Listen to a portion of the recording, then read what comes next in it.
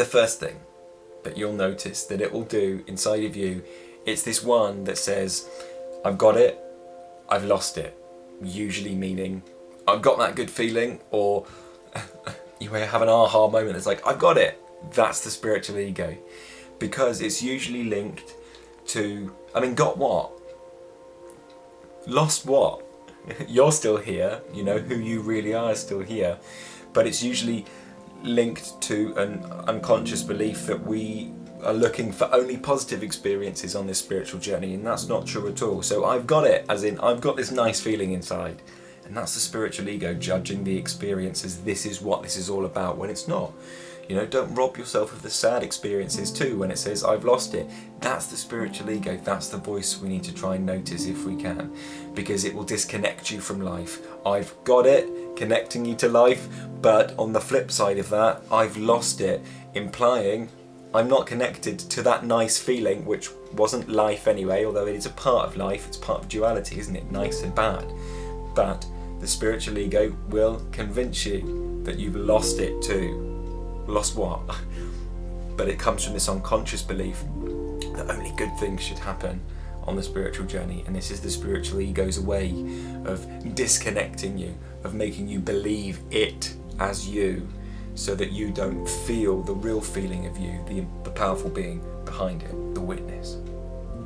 Linked to that then, the spiritual ego, another thing we might see that the spiritual ego does is it's very addicted to positive feelings, very addicted to positive feelings, and it's why we end up going out and doing silly things like drinking, drugging, binging on horrible food, gambling, etc. Sex addiction.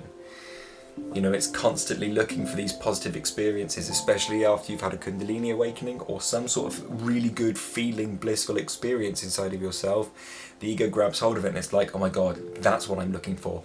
This is what I'm looking for in every avenue of my life. But of course life isn't like that. Life isn't just this rosy, blissful experience constantly. We can work towards that, what we call enlightenment. But we won't get to enlightenment if we have a spiritual ego. The spiritual ego can't get you there. So we're shining a spiritual spotlight on it so that we can be aware that that spiritual ego isn't us. But it's crafty, and you'll know this from your life. It's that one that tries to avoid the pain and only look for positive experiences, and that disconnects you from life when you're feeling pain, right? Because when we feel these painful experiences, the ego inside of us is like, no, I don't like it, let me resist, and that's the spiritual ego. The one that has a preference for positive spiritual experiences rather than negative emotional experiences. The spiritual ego is the one inside of you, the third thing that it will do that we can see inside of ourselves. It's subtle as well, and we have to be honest with ourselves. If we're not honest with ourselves, we won't see any of these things. This takes a real humbling inside of ourselves so we can do that. A real approach of humility to the spiritual ego. If you can bring that and find that in yourself, that's what really shines the spotlight on the spiritual ego. But it's this one inside that's convinced it's better than others, spiritually. The ego before was convinced that I'm the most pretty person in the world, or whatever it is for you, like I'm the best at this, or whatever it is. And the ego hasn't changed, it's still an ego. Our spiritual one's like, I'm the best spiritual person, oh my god, everyone's lucky to have me, gosh, my teacher must be so lucky to have me as his student, because I'm the best thing, I've got this incredible power inside of me, this Kundalini. It's that one. That's the spiritual ego. It's an ego. Really, the ego structure hasn't changed. It's gone from the worldly, I'm the best at this, I'm the best looking, whatever, to I'm the best spiritual person, the best thing since sliced bread. So the ego structure hasn't actually changed. It's just convinced you that it's changed because it's now got a spiritual vocabulary, so to speak. But it's the ego nonetheless, and this is the one we try to transcend. The spiritual ego is the one that will craftily convince you that you're not good enough. And it will do this in many different ways. Usually it will disconnect you from life in bringing up bouts of anger because of things we can go in deeper in another time. I can't cover it all on this call. It would take too long.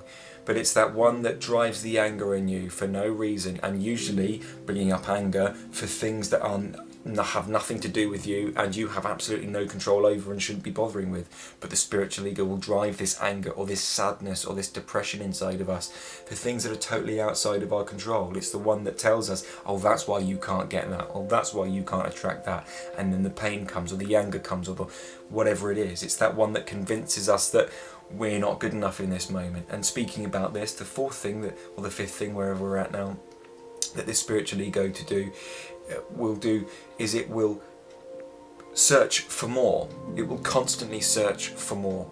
Bear in mind, we have one beer, we're probably fine, we can still be our highest selves and our best versions, right? But we have two or three and we can't be. And what drives that?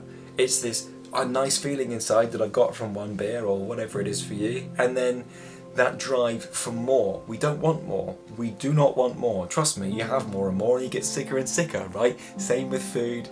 Oh, I want more of that. No, you don't want more of that high salty, high crap food.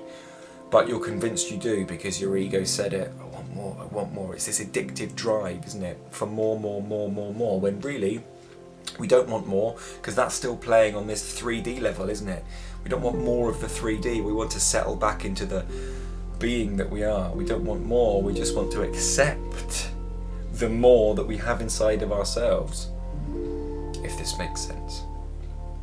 Because really, when we drop the addictive mind and we settle down and become rooted in our being, what more do we need? Truly, what more do we need? It links onto the video that I mentioned yesterday, but if you feel this feeling inside is nice, what more do you need? It's a nice feeling, there's well-being here. So this is the one to watch. Sometimes when we drop into our being, and we've been doing this for a while and we get good at it or whatever, the spiritual ego will come in and say, I'm bored. Or the spiritual ego will judge this experience of now, the feeling of our being, which we're not actually feeling if we're doing this, but we'll recognise this in ourselves. The ego, spiritual ego, will come in and judge the feeling of now, or this moment, the feeling of this moment, as not enough. And because it's judged the feeling of now inside of you as not enough, because remember, we're not externally like thinking this isn't good enough for us anymore, because we're now talking on the inside. And the spiritual ego is now judging our experience of life inside of us right now as not enough. That crafty little sentence there is the one to watch out for, because you'll notice as soon as that happens, the ego's got you, you're gripped, it's then searching for more, but it doesn't need more. It doesn't need more, it just needs to settle and rest back into the grounded being, the grounded nature of our being, this feeling space that's all encompassing, that is subtle, yes, but it grows and grows the more attention we put upon it. And if we put our attention on the ego that's trying to vie constantly for our attention and say, this feeling isn't enough, when is this going to get better for me, etc., etc., if we fall for that voice and listen to it, that's game over. We lose the feeling, we go off and do silly things like overeat, like overindulge, like etc., etc. So the spiritual ego is a crafty monkey, because he will catch you out. And he's clever as well. You know how intelligent your intellect is. This is of the intellect, isn't it? And the more intelligent you are, the more crafty he gets, because he knows how to subvert you and how to dodge and dive and come out. And you'll see it come out in so many different avenues of your life.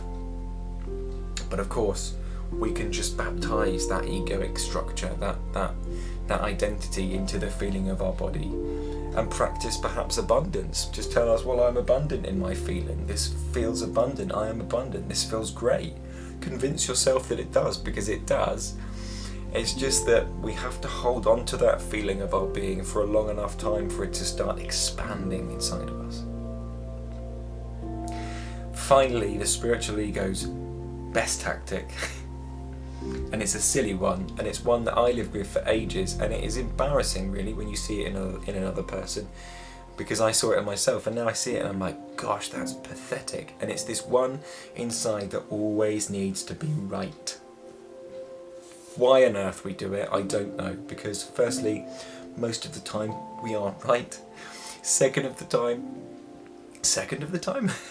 What's the saying? I don't know, I've lost it.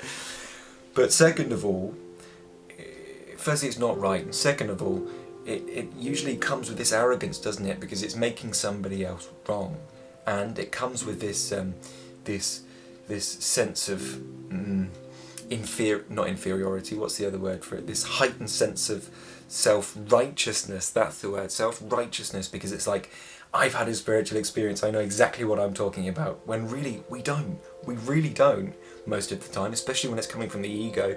Only when we settle back into the intuitive, creative feeling of our being do we truly know. But then what words are there to speak of if we're just feeling our being, you know? I don't know if that made sense. What ego is there when the ego has dropped its separating nature into the ocean of our being? What words of pride do we need to speak then? Who do we need to make wrong? Nobody. But this is the play, isn't it? And we're never done, and that's the joy of it. But we do get better and better and better at it.